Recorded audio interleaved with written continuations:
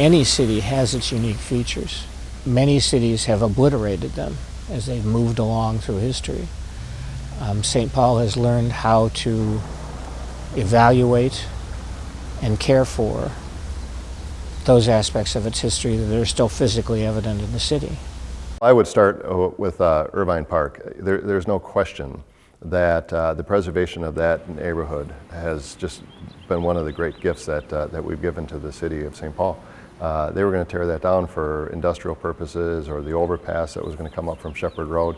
And now it is just absolutely this glorious community right next to downtown St. Paul. But certainly if you looked at the preservation of the Coney, the preservation of the Palace Theater that we're going to be reopening, those were huge victories. But you know, if you're on Dayton's Bluff, you're going to see the work that we did there.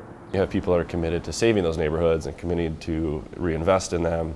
Not only do you save the historic buildings, but it incentivizes owners and operators and developers like us to continue to invest in new construction as well. The tenants really see value in being part of that type of neighborhood and that type of fabric that they get to enjoy every day, whether it's in their building or something they get to look at in the neighborhood.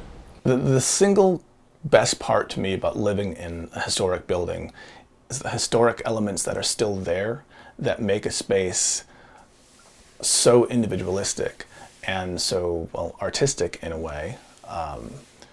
You can't find anything else out there like that. And every single person who visited me could see that. And it really helped my work. When I would bring a client to my space to see my art, they would be so dazzled with the space, it would motivate them to buy my art.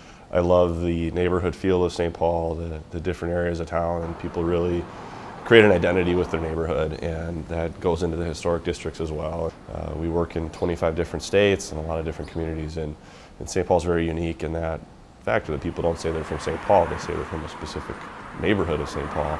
And you know, when you can take an old brewery that clearly was not intended to be housing, but make it into housing and make it into people's homes, that just adds additional vitality to neighborhoods. It creates a community within that building and adds to the community around it.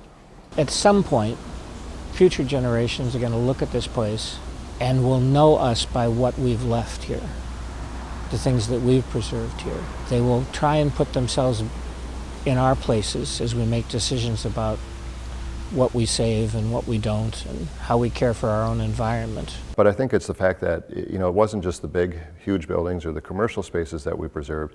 It was the single-family homes. It was some of the character of the neighborhoods that has been preserved that makes the place so special.